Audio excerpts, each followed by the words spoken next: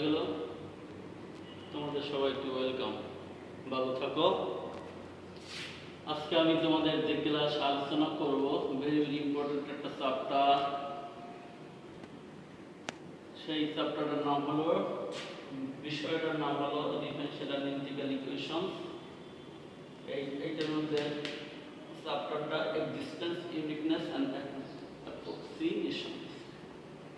Existence, uniqueness and approximation. এই চ্যাপ্টারে তোমাদের আজকে একটা ভেরি ভেরি ইম্পর্টেন্ট একটা অঙ্ক করাবো। দেখো এই অঙ্কটা কত সালে 2004, 6, 7, 9, 11, 13 ক্লাস 30। অঙ্কটা ভেরি ভেরি ইম্পর্টেন্ট এবং তোমাদের এই নিয়মে একটা অঙ্ক থাকবে। এই পিকার্স মেথডের একটা অঙ্ক তোমাদের থাকবে। সুতরাং একটা অঙ্ক ভালোভাবে বুঝতে পারলে বাকি অঙ্কগুলো তোমরা করতে পারবে। দেখো কি বলছে, use pickers method of successive approximation to find the solution of the IVP. IVP অর্থাৎ কি? Initial value problem.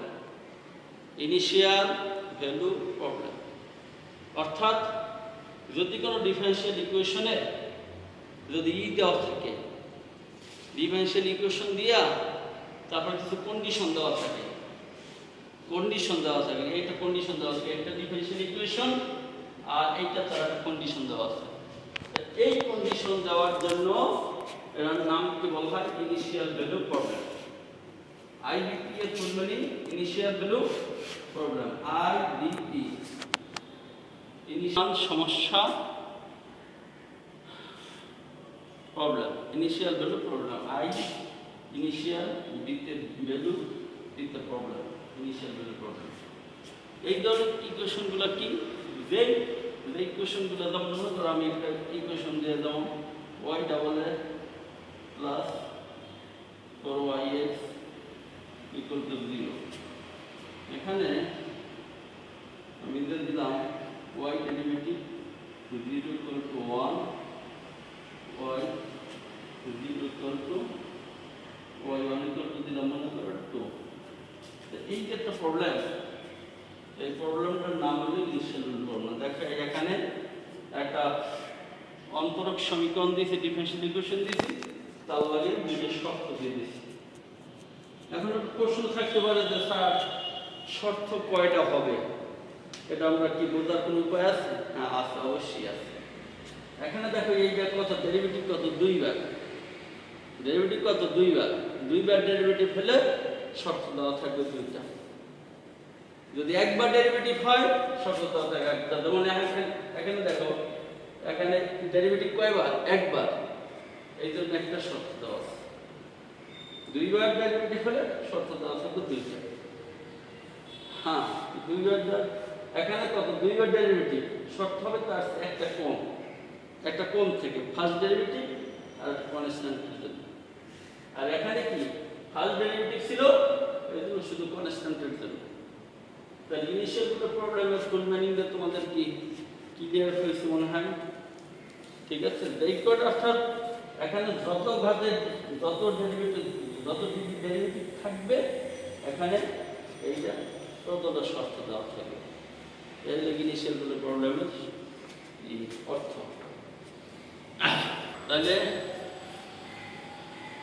x derivative 40 plus cos px x0 equal to 2 and verify using that। অর্থাৎ এইটাকে তোমাকে তো সলিউশন করতে বলছি এবং এইটার যে রেজাল্টটা ঠিক আছে এটা তোমাকে ভেরিফাই করে দেখাইতে হবে। এইটা সমস্যার সমাধান। এইটা তোমাকে জানতে চাইছে যে এই সমীকরণটা সমাধান করো, সমাধান করে তারপর ভেরিফাই করো যে তোমার রেজাল্টটা ঠিক আছে, এটা তুমি আমাকে দেখাও। তাই তো একটা অঙ্ক অনেক নাম্বার, তো সেজন্য এই শর্তগুলো চাইছে। এখন কি কইছি? Use pickers method of successive approximation. এটার অর্থ পিকার্স মেথডটা আসলে কি সেটা আমাকে বুঝতে হবে। তাহলে আসি দেখি। তাহলে given that x ডেরিভেটিভ, এর টার্ম মানে কি ডেরিভেটিভের জন্য, তাহলে আনডেরিভেটিভ টার্ম কটা একটা, তার ডেরিভেটিভ কটা, একবার ডেরিভেটিভ হয়েছে। এখন x ডেরিভেটিভ সমান সমান আমি লিখছি কি দেখো dx বাই dt লিখছি। আমরা সাধারণত ঠিক আছে যখন y থাকে তখন আমরা এটাকে ধরে নেই x এর সাপেক্ষে ডেরিভেটিভ dy dx, x এর সাপেক্ষে ডেরিভেটিভ। কিন্তু এখানে দেওয়া আছে তোমার এই যে হলো আমাদের নিচের ক্লাসে y ডেরিভেটিভ থাকলে ওটাকে ধরি y কে কার সাপেক্ষে ডেরিভেটিভ করতে বলছে, x এর সাপেক্ষে ডেরিভেটিভ করতে বলছে dy বাই dx। কিন্তু উপরের ক্লাসে তোমাদের এখানে কিন্তু দেওয়া আছে রাশির ডেরিভেটিভ করতে, এখানে সেই যে দেওয়া আছে x ড্যাশ। x ড্যাশ মানে কি dx dx লিখবো, নিচে কি লিখবো dt এর সাথে কি লিখবো dx, x ড্যাশ কে আমি dx লিখলাম, কিন্তু কার সাপেক্ষে ডেরিভেটিভ করছে এইটা কেমনে বলবো? এইটা বোঝার পদ্ধতি হলো তোমরা এখানে দেখো এই যে অঙ্কটা দেওয়া আছে, এই ম্যাথমেটিক্যাল টার্মটা দেওয়া আছে, খেয়াল করো এখানে দেওয়া আছে দেখো 4 এর সাথে টি দেওয়া আছে আর 2 এর সাথে টি দেওয়া আছে, দুইটা ই দেওয়া আছে, দুইটার সাথে কিন্তু টি আছে, ঠিক আছে।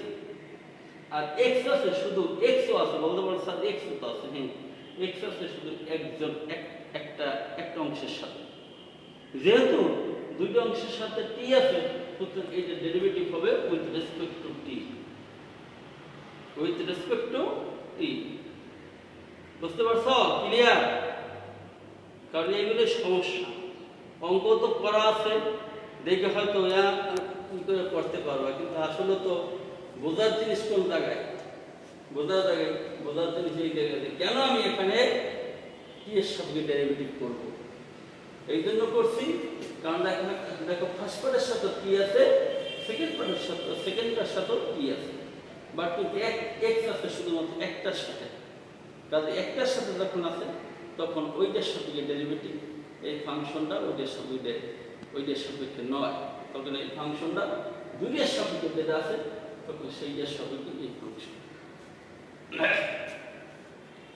সেই জন্য আমি এখানে লিখছি dx dt, টি এর সাপেক্ষে ডেরিভেটিভ।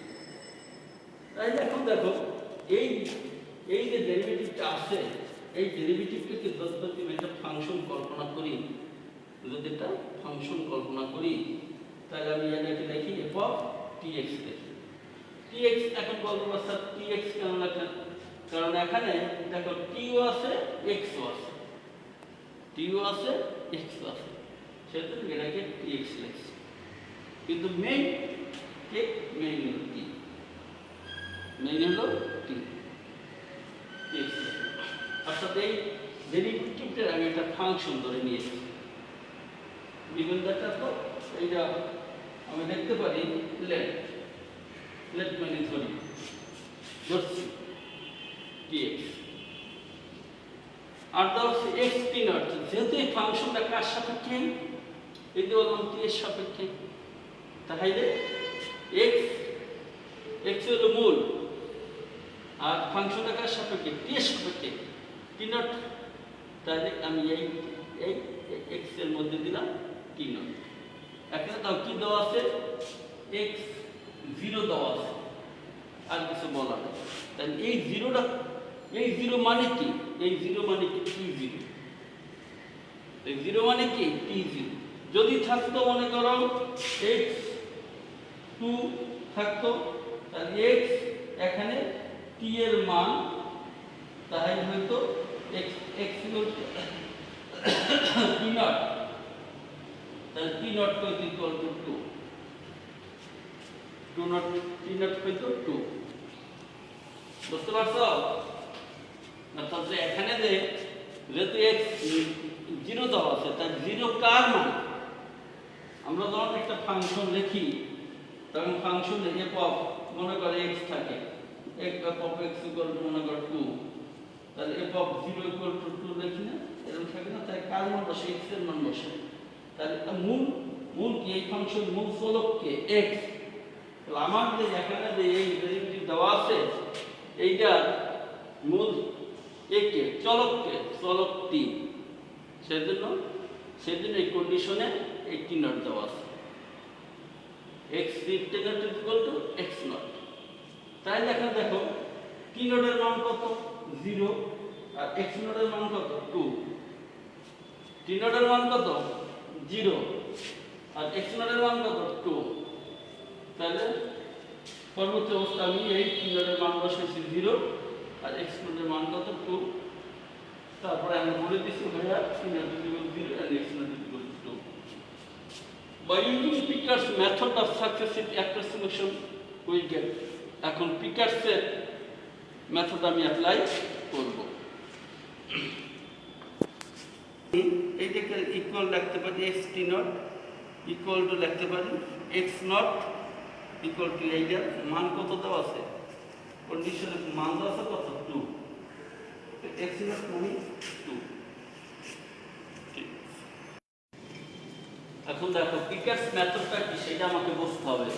পিকার্স মেথড হলো এই যেহেতু আমি এক্স নটের মান দেওয়া আছে না, এক্স নটের মান দেওয়া আছে না, এক্স নট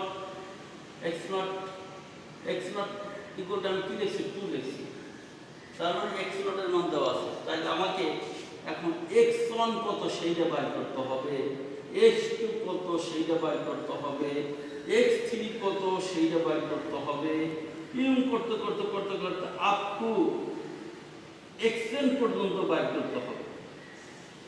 এই হলো পিকার্স মেথডের মূল ইতিহাস। যে তোমাকে x নটের মানটা দেওয়া আছে, x নটের মান যদি এই ফাংশনের আমাদের দেওয়া ফাংশনের যদি x নটের মান যদি 2 হয় তাহলে x1 x2 x3 up to xn এর মান কি হবে সেইটা তোমাকে বের করতে হবে। এই হলো পিকার্স মেথড। ক্লিয়ার? তাহলে আমার x1 এর মান দেওয়া আছে 2, তাহলে প্রথমে আমি x1 এর মান বের করব কিভাবে, তাহলে সেটার সূত্র হলো পিকার্স মেথডে সেটা সূত্র x1 equal to x0 t plus 0 to কতবার স্যার এখানে তো লিমিটগুলো দেওয়া নাই, এখানে মূল ফাংশনটা আমি তো ওই আগে বলেছিলাম যে এই যে x ড্যাশ এটা দিছি কত dx বাই dt দিছি না, তাহলে এখানে কে এই ফাংশনের চলক হলো t, সুতরাং সেই জন্য এটা লিমিট ভ্যালু হবে 0 থেকে t। আর যে এই যে আছে কত 40 প্লাস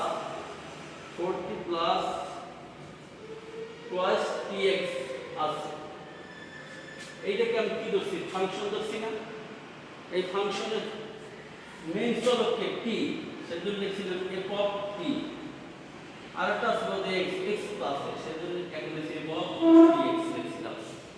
ক্লিয়ার? কিন্তু এখন যদি যেহেতু এই ফাংশনের চলককে t, এখন তো এইটা তো দেওয়া যাবে না, t তো দেওয়া যাবে না, এই জন্য আমি t এর পরিবর্তে s দিছি, t এর পরিবর্তে কি দিয়েছি s দিছি এই জন্য যে যখন আমি মান বসাবো তখন মান বসাই, কিন্তু মান তখন বসাবো যখন আমার ইন্টিগ্রেশন হয়ে যাবে, তখন আমি যখন s এর জায়গায় t বসাবো, s এর জায়গায় t বসাবো, s এর জায়গায় t বসাবো, তখন কিন্তু ওই ফাংশনটা কিন্তু t এর সাথে কি চলে আসবে। ঠিক আছে? যেহেতু আমি এখানে লিমিট ভ্যালু দিয়েছি 0 থেকে t, সুতরাং এখানে t আমি লিখতে পারি না, এইটাকে চলকটাকে t এর পরিবর্তে অন্য একটা নাম দিতে পারো, সে এসি দিতে হবে এমন কোনো কথা নাই। তুমি মনে করো t দাও, q দাও, r দাও, যা ইচ্ছে তাই তুমি দিতে পারো উইদাউট t ব্যতীত। তাহলে যেহেতু আমাদের এসটা চলমান বা দিতে ভালো লাগে সেজন্য আমরা এস দিলাম। তাহলে পিকার্স মেথডের x1 t, যেহেতু x1 এর মানটা আছে তাহলে x1 এর মান বের করব, তাহলে x1 এর মান বের করার সূত্র হলো x0 t প্লাস 0 থেকে t f of s x0 s ds। তাহলে আমি দেখো x নট t এর মান কত 2, 0 থেকে 2, আর f of s x not s ওই যে ওই মানটা x ইকুয়াল টু কত 2, তাহলে x নট s ওই যে লিখছিলাম না আমি x0 t equal to x t not, মূলত এই একই জিনিস। সেজন্য x নট s, যেহেতু x নট s বসাবো, x নট s এর মান নজা আর x নট s এর মান নজা আর x s নট একই জিনিস। সেই জন্য এই জিনিসটা তোমাদের প্রথম লেখা হয়েছে দেখো অঙ্কের সময় x not t equal to x t not equal to কত 2, তাহলে x নট s এর মান কত 2 আর s s। এখন তুমি কি করবা, দেখো আমি ফাংশনটা যখন অ্যাপ্লাই করেছি তখন আমি লিখছিলাম f অফ tx লিখছিলাম, তা tx লিখছিলাম কত 4t প্লাস টুয়াইস tx, ঠিক আছে। এখন এই ফাংশনে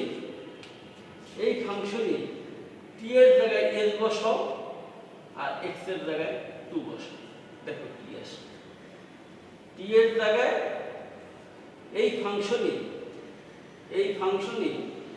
t এর জায়গায় 2s বসাও, t এর জায়গায় s বসাও আর x এর জায়গায় 2 বসাও, দেখো কি আসে 4s plus 2s into x এর জায়গায় 2, তাহলে দেখো ওই আসতেছে 4s প্লাস 4s 8s, দেখো তাই আসে,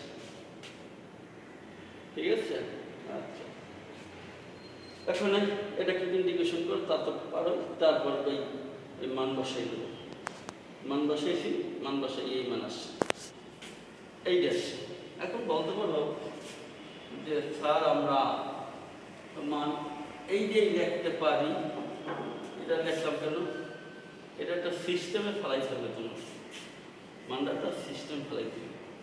এখানে এই ফাংশনের চলককে টি কত টি স্কয়ার, টি না টি এর সহগ কত 4, যেহেতু 4 আছে এখন টি কে ভগ্নাংশ না করিয়া অন্যগুলোকে ভগ্নাংশ করি, তাহলে টি কে ভগ্নাংশ না করে 4 কমন নিই, 4 কমন নিলে দেখো এখানে 4 যদি কমন নেই থাকে কত টি স্কয়ার প্লাস 1 লিখছি এই জায়গায়, সে এই জন্য যে এটাকে আমি ভগ্নাংশ করবো না, তার যদি 4 এইটার ভিতরে কমন নেই, তাহলে এখানে যদি ভগ্নাংশ না লিখে 1 লিখি তাও আগে তো চাইবে, আমার আছে কথা না 2, তাহলে 2 আমাকে বিয়োগ দিতে হবে, এই জন্য বিয়োগ দিলাম, মানে এখানে আমি ভগ্নাংশ করতে চাই না, মূল কথা হলো ভগ্নাংশ করতে চাই না, চলকের সাথে যে ঘাত আছে সেটা চলকের সাথে যেটা আছে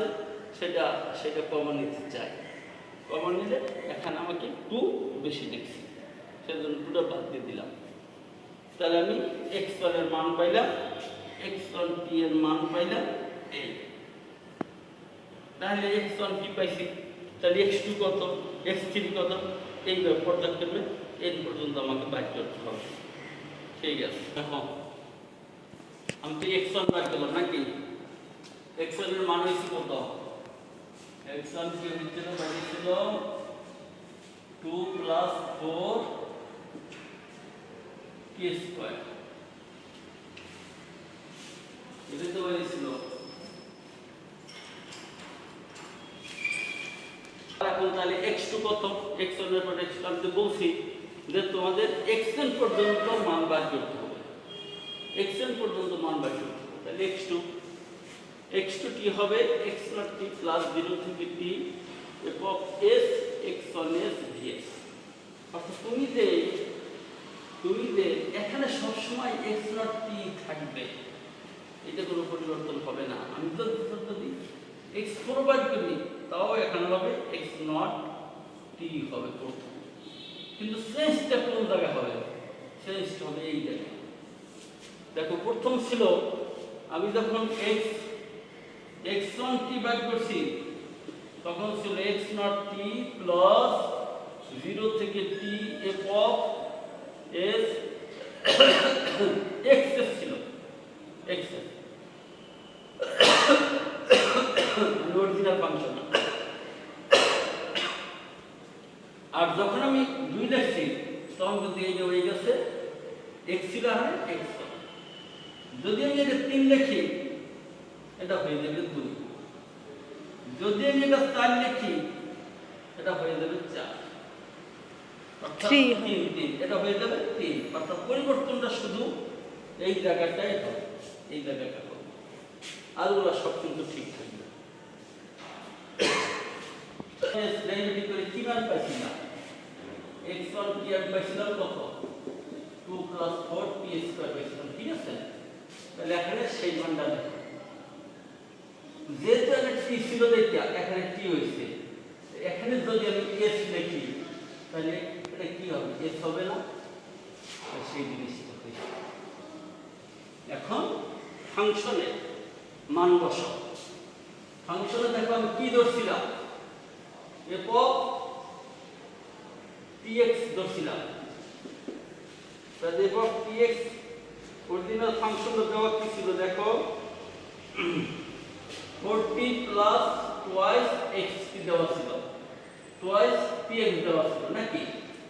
তাহলে তুমি এখানে যদি s কে t ধরো আর 2 + 4s² কে যদি x ধরো, যদি এই জায়গাটার মান বসাও দেখো কি হয়।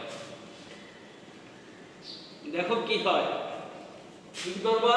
t কে ধরবা x আর 2 + 4s² কে ধরবা x।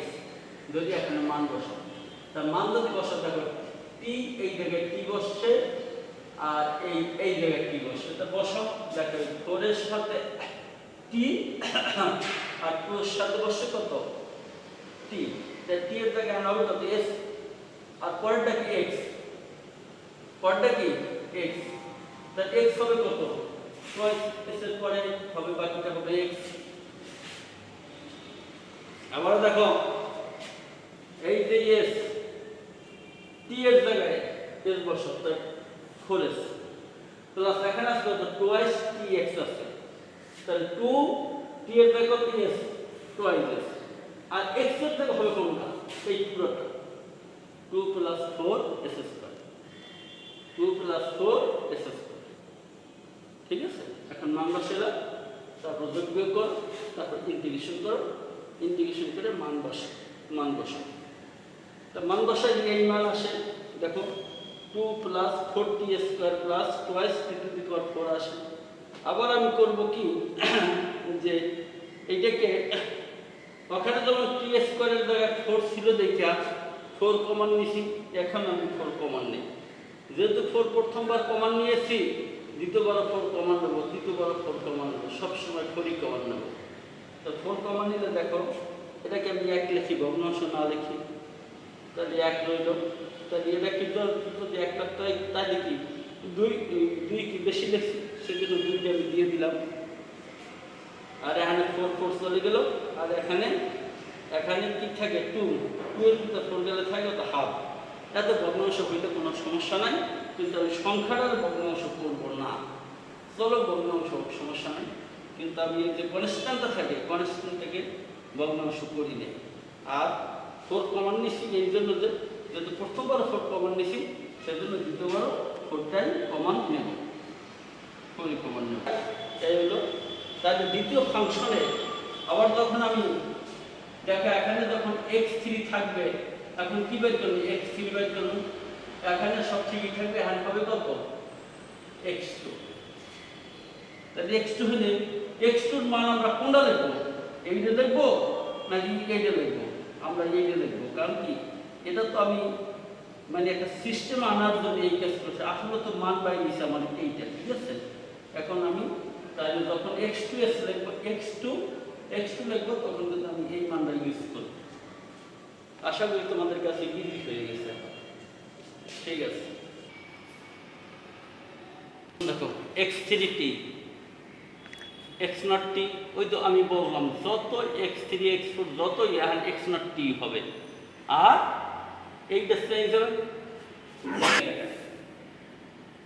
x2 যখন বাইর করি তখন এখানে দেখছি কিন্তু x1 x1 যখন বাইর করছি তখন কিন্তু এখানে দেখছি শুধু x। খেয়াল করো, তাহলে আর x3 যখন, তাহলে আর কত x2। এখন x0 t এর মান কত 2, s s আর x2 s এর মান ওই যে আগে যেটা পাইছি দ্বিতীয়বার ইন্টিগ্রেশন x2 t এর মান কত পাইছিলাম, এটা পাইছিলাম x2 t এর মান। এই খেয়াল করো x2 t দেখো এটার মান পাইছিলাম, এটা কিন্তু 2 plus 4t square plus twice t to the power 4 পাইছিলাম। কিন্তু যেহেতু এখানে আমি t লিখছি কত s, কাজে এখানে t এর জায়গায় সব জায়গায় s হবে, s s। ঠিক আছে, তাহলে এখন সেই মান আর কি বসাইছি এখানে, দেখো সেই মান বসাইছি। আচ্ছা বসাইলাম, এখন তুমি এই মানটা কোথায় বসাবো, ফাংশনে বসাবো। তোমার ফাংশন কি ছিল, এফ tx সমান কি ছিল, 40 প্লাস টুয়াইস tx ছিল, তাই নয়? এইটা তো ছিল। আচ্ছা তাহলে এখানে হোয়াট ইজ t, t এর জায়গায় বসবে কি s, t এর জায়গায় বসবে কি s, আর x এর জায়গায় বসবে কি এইটা পুরোটা। খেয়াল করো, আবারও খেয়াল করো, t এর জায়গায় এখানে আমার বসবে s, আর x এর জায়গায় বসবে এইটা পুরোটা। তাহলে দেখো t এর জায়গায় t আছে কোন জায়গায়, ফোরের লাগে t আছে, টুর লাগে t আছে, তার ফোরের লাগে বসবে কত s, টুর লাগে বসবে কত s, t এর জায়গায় s, আর পরে আছে কত দেখো x, তাহলে x কোনটা, এইটা পুরোটা বসে দিই। যেহেতু এখানে একাধিক, তাহলে এটাকে কি করতে হবে, ব্র্যাকেটের মধ্যে রাখতে হবে, জাস্ট মান বসে দিই, ফাংশনে মান বসাইছি, ফাংশনে মান বসাইছি। আচ্ছা আমি গুণ করছি, যোগ বিয়োগ করছি, ইন্টিগ্রেশন করছি, ইন্টিগ্রেশন করে এই মান আসে। এখন আমি প্রথমবার কি করছিলাম দেখো, 4 কমন নিয়েছিলাম, ওই প্রথমবার যেহেতু 4 কমন নিছি, দ্বিতীয়বারও কিন্তু 4 কমন নিছি, তৃতীয়বারও 4 কমন নেব, অর্থাৎ 4টা কমন নেব, 4 যেটা প্রথমবার কমন নিয়েছি ওইটাই কমন নেব। কমন নিতে তাই যা হয়, আমি আগে বলেছি যে ভগ্নাংশটা কোনো সময় কি করব না, এই পূর্ণ কনস্ট্যান্টটা কোনো সময় এই ভগ্নাংশ করব না। তাহলে এখানে তো যদি 4 এর জায়গায় মানে 1 লাগবে, তাহলে আমরা কত 4 আছে, কত আমার 2, তাহলে 2 কি করতে যোগ দিতে হবে, আর বাকিটা যেভাবে ভগ্নাংশ হয় করব। এখানে 4 গেলে t স্কয়ার আনে 2, আর এইটাতে তুমি 4 দিয়ে ভাগ দিয়ে দাও, 2 দিয়ে কাটা দিয়ে 4, 6 নিচে 4, 6 উপরে থাকে। তাহলে আমি এখন কি করলাম, এই যে পাইলাম নাকি, এখন যে আমি এই যে পাইলাম, তোমরা দেখতেছো আমি x1 এর মান বাইর করছি, x1 কি বাইর করছি, x2 কি বাইর করছি, x3 কি বাইর করছি, করছি না? তাহলে একটা দেখো একটা সিস্টেমে চলে গেছে, কিন্তু x3 t এর মানটা পাইছে কোনটা,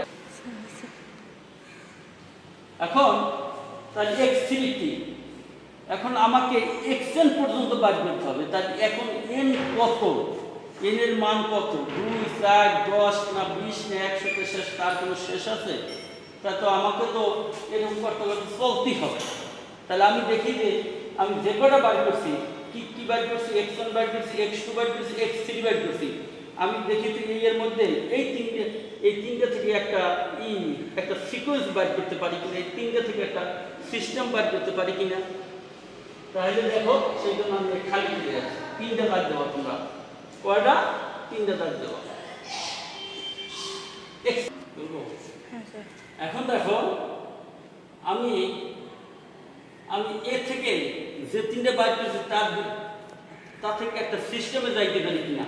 আমি দেখো x1 বাইর করছি, তখন কিন্তু কি ছিল দেখো, x1 কি ছিল, 4 × 1 প্লাস t স্কয়ার মাইনাস 2 ছিল, আর x2 t ছিল, আমি যেটা বাইর করছি সেটা ছিল কি দেখো তো, সেটা ছিল 4 × 1 plus t square plus t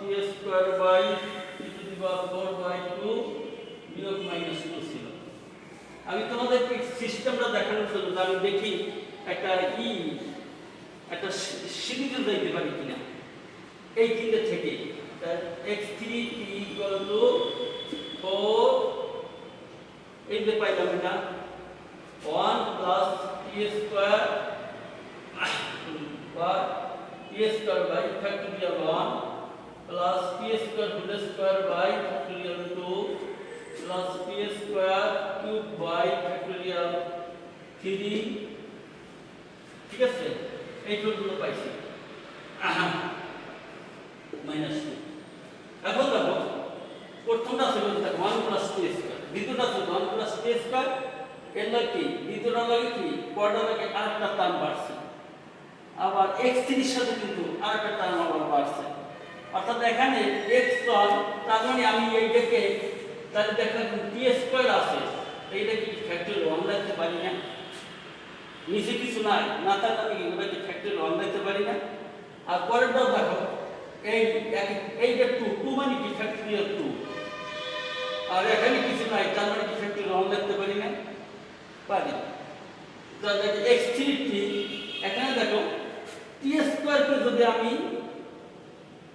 t ধরি তাহলে দেখো এখানে এই এক নম্বর x1 এ ঠিক x1 প্রথমটা আছে একটা টার্ম কনস্ট্যান্ট বাদে একটা টার্ম x2 দ্বিতীয়টা কনস্ট্যান্ট বাদে আছে কিন্তু দুইটা টার্ম x3 তৃতীয় টার্ম কনস্ট্যান্ট বাদে আছে কিন্তু তিনটা টার্ম অর্থাৎ এখানে প্রথমে x1 এর জন্য 1 x2 এর জন্য 2 পর্যন্ত এইটাকে আমি t স্কয়ার না লিখে t স্কয়ার হোল স্কয়ার লিখতে পারি 2 পর্যন্ত আর এখানে 3 আছে এই 3 এর জন্য আছে পাওয়ার 3 পর্যন্ত তাহলে 4 কি হবে তাহলে আমরা ইজিলি বলতে পারি দেখো 4 কিন্তু আমি বাইর করি নাই কিন্তু তোমরা বাইর করে দাও দেখো তো হয় কিনা বাসায় বসে দাও আমি লিখে দিলাম plus t square by factorial 1 plus t square whole square by factorial 2 plus t square cube by factorial 3 plus t square 4 by factorial 4 minus 2 দেখো বাসায় নিয়ে টেস্ট করো দেখো সারের কথা হয় কি না হয় ঠিক আছে আমি তো x3 পর্যন্ত বার করেছি x4 বার করি নাই x4 বার করে নিয়ে এইটা হবে কারণ আমি কিভাবে লিখলাম মুখস্থ লিখছি না আমি সিস্টেমে লিখছি x1 এ x2 x3 যেভাবে মান আসছে সেভাবে x3 পাওয়ার 3 পর্যন্ত x2 পাওয়ার 2 পর্যন্ত x3 তাহলে পাওয়ার x4 কত পাওয়ার হবে কত 4 পর্যন্ত সিমিলারলি এইভাবে কন্টিনিউ করতে তাহলে আমি xn পাওয়ার পর্যন্ত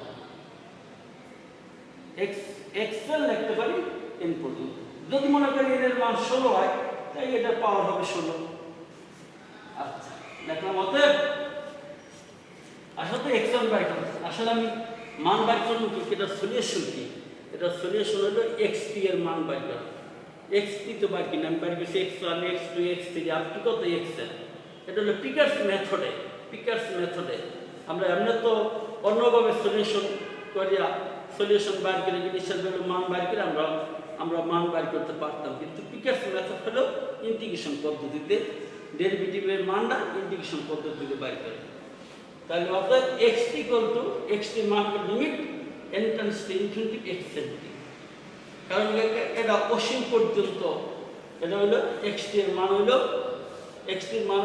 xn এর মান অসীম পর্যন্ত আমি তো n পর্যন্ত বাদ করতে পারি সিস্টেম দিক কিন্তু ইনফিনিটি পর্যন্ত বাদ করতে পারি না সেজন্য এটা লিমিট দিতে হবে ইনফিনিটি তাহলে দেখো n টেন্ডস টু ইনফিনিটি তাহলে এই মান কি হয় তাহলে এখানে xn t এর যে মানটা পাইছি সেই মানটা আমি এখানে বসাই দিই এখন n এর মান যত ইনফিনিটি পায় দেখো তো এইটা একটা সূত্র চলে গেছে 1 প্লাস t স্কয়ার কে তুমি t ধরো আমি তো যদি এই সূত্রটাকে যদি এইটার সাথে তুলনা করি দেখো হয় কি না ex 1 plus x by factorial 1 plus s square by factorial 2 plus x cube by factorial 3 up to খালি equal to e to the power x লিখতে পারি না বলো এই সূত্রটা তোমরা জানো কি জানো না বলো তাহলে দেখো x ইকুয়াল টু তাহলে এটাকে 1 আছে, আর টি স্কোয়ারকে যদি আমি x ধরি তাহলে x by factorial s square by factorial 2 x cube by factorial 3 আপনি এরকম করতে করতে ইনফিনিটি পর্যন্ত। তাহলে এতটুকুর মান আমি তাহলে লিখতে পারি কি টি স্কোয়ার ex আর ই এখানে x এর জায়গায় কত টি স্কোয়ার আর শেষে প্লাস 2। তাহলে এই which is the required solution, এইটাই হলো একটা সলিউশন। এখন আমি ভেরিফিকেশন করবো যে আমি যে রেজাল্টটা বাই করলাম আমার রেজাল্ট পাইছিল না, এইটা দিচ্ছে না, এখন এই রেজাল্ট ঠিক আছে কি ভেরিফিকেশন। তাহলে ভেরিফিকেশন করতে গেলে ঠিক আছে মানে কি আমাকে দেখাতে হবে যে x dash is equal to 4t plus twice px, এই অরিজিনাল ফাংশনটা আসতে হবে।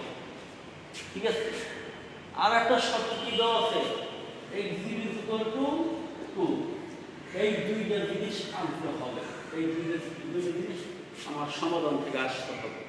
যদি সমাধান থেকে আসে তাহলে আমার অঙ্ক হয়েছে, নতুবা আমার অঙ্ক হয়নি। ক্লিয়ার বুঝতে পারছো? ডেরিভেশন মানে কি? ডেরিভেশন মানে কি অরিজিনাল যে সমস্যাটা দেওয়া আছে সেই সমস্যাটা আমার আমি যে সমাধানটা পাইলাম এই সমাধান থেকে এই সমস্যাটা যাইতে পারছো কিনা, যাওয়া যায় কিনা, যদি আমি যাইতে পারি তাহলে আমার ডেরিভেশন হয়েছে, আর নাহলে হয়নি, অঙ্কটা হয় নাই। জানি তাহলে মানে কি আমি তো এক্সটির মান পাইছি নাকি, তাহলে এটা কি একবার ডেরিভেটিভ করে দিই, ডেরিভেটিভ করে দেখি এটা আসেনি, তাহলে ডেরিভেটিভ করো এক্সটি বিকল্পটা তো তাই এক্স ডেরিভেটিভ টি। তার আগে তো বলেছি এটা চলক কার সাপেক্ষে, টি এর সাপেক্ষে, টি চলক, তাহলে ডেরিভেটিভ করতে হবে কার সাপেক্ষে, টি এর সাপেক্ষে। তাই টি এর সাপেক্ষে ডেরিভেটিভ করো, দেখো এইটা আসে। তোমরা এই পর্যন্ত লিখতে পারবে, যদি বলছো কিন্তু একবার আর বলো না। আচ্ছা দেখো আমি 80 e to the power t square এটা তো আসছে, তাই 80 twice into 4 e to the power t square লিখতে পারি না, লিখতে পারি। আচ্ছা এখন আমাদের যে আমরা যে সমাধানটা পাইছিলাম, সমাধানটা কি ছিল দেখো তো, xt plus 4 e to the t square minus 2, এই যে রেজাল্টটা পাইছি না, এটা তো পাইছি নাকি। এইটা থেকে আমি এখানে 4t স্কয়ারের মানটা বাইর করতে যদি পারি, বাইর করে দিয়ে এখানে বসাই দেব। তাই তাহলে সেটা কীভাবে পাই, অর্থাৎ আমি এই সমাধান থেকে এই পর্যন্ত আইসা তোমরা থামছো। এখন আমি যে সমাধানটা পাইছি সেই সমাধানটা 4et স্কয়ার মান ইটি স্কয়ার আছে কিন্তু, তাই 4et স্কয়ারের মান এখান থেকে কি লেখা যায় দেখো তো, xt প্লাস 2 লেখা যায় না, দেখো 4et স্কয়ার সমান লেখা যায় xt প্লাস 2। অর্থাৎ তুমি এখানে যে সমাধানে 4et স্কয়ার এই পর্যন্ত এসে আটকে গেছো, কিন্তু এইটার মান তুমি যে সমাধান করো সমাধান থেকে এইটার মান বাদ করো। তাই সেজন্য আমি লিখছি but we have x equal to এত। তাই এখান থেকে 4et স্কয়ার মান কত xt প্লাস 2, তাই xt প্লাস 2 এখন আমি কি করছি, এই যে অরিজিনাল আগের যে অঙ্কটা আছে, যে অঙ্কটা প্রথম যেখানে বাদ করতে আমি রাইখে দিছি সেখানে 4et স্কয়ারের জায়গায় এই মানটা বসাই, কোন মানটা, এই মানটা বসাই, তাহলে সেইটাই বসাইছি যা এইটা কি করতে করি। এখন তাহলে এটা গুণ করো 4t প্লাস t, xt মানে কি x, xt মানে কি x না, যেহেতু এটা চলক t সেই জন্য এখানে আমি xt মানে কি x। তাহলে দেখো অরিজিনাল অঙ্কটা হয়েছে, যে সমস্যাটা দেওয়া ছিল রেজাল্ট থেকে আমি সেই সমস্যা সমীকরণটা আনতে পারছি।